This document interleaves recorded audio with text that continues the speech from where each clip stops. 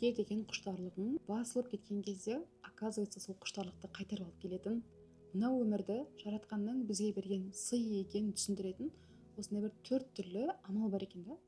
Яғни сен настолько өмір сүргің келмей қалады, өмір сүруге деген тіпті бір желанияны көрмейсің, сол уақытта осыны жасасаң, иншаллах, саған Аллахтың қалауымен осы өмірге деген сүйіспеншілік қайтып келу вероятності өте үлкен екен. Ең бірінші нәрсе ол өзіңнің туған жерге барып зиярат жасау.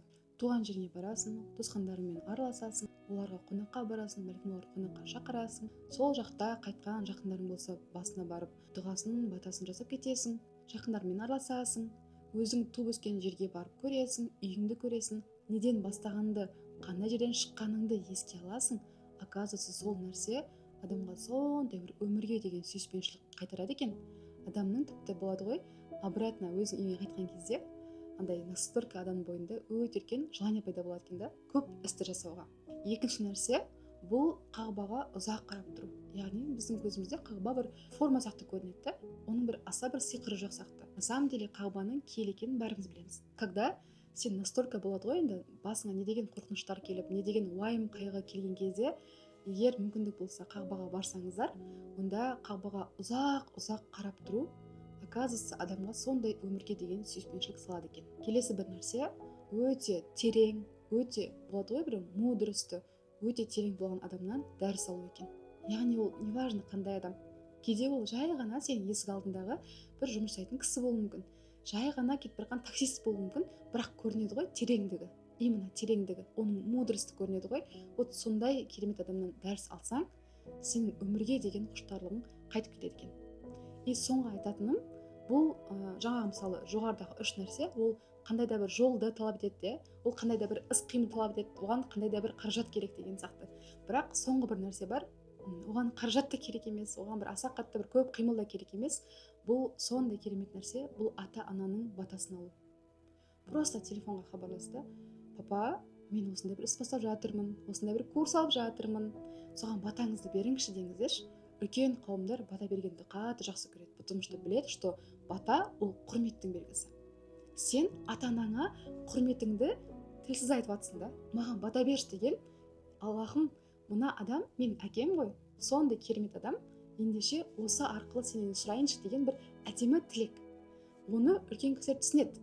Яғни андай кез келген адамнан бата сұрамайды ғой, өте құрметті деп санаған, өте керек деп андай жақынды тартқан адамнан сен бата сұрайсың. Вот тура сол сияқты не іс бастасаңыз да, просто тұрып қандай да бір жобаңызды бастайын деп жатырсыз, қандай да бір ісіңізді бастайсыз, қандай да бір сабақ оқиын деп жатырсыз, просто әкеңіз бен анаңызға тірі болса хабарласып, маған бата бересіздер ма деп айтсаңыздар, қуана бата береді.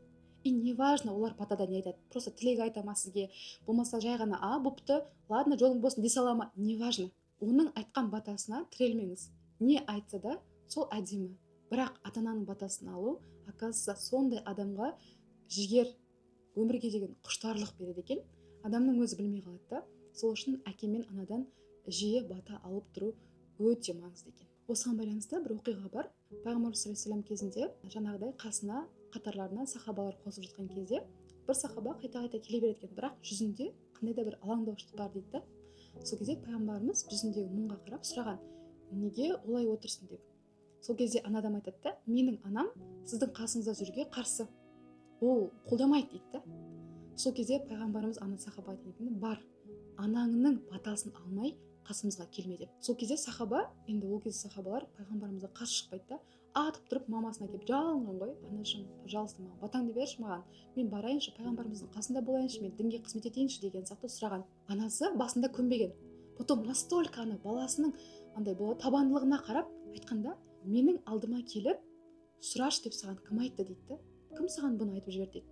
Сол кезде жаңа сахаба айтқан екен: пайғамбарымыз Мұхаммед Мұстафа саллаллаху алейхи вассалам маған анаңның батасын алмай біздің қасымызға келме, барып батасын алып кел деп айтты дейді. Сол кезде анасы настолько тебіреніп, егер ол шынымен пайғамбар болса, мен онда ол пайғамбарға сенемін дейді. Өйткені бұл адам тегін адам емес дейді. Деп сөйтіп баласына бата беріп жіберген екен да. Ендеше сол сахабалардың еңбегі әлі бізге дейін келіп жатыр да. Сондағысы ананың батасы ғой.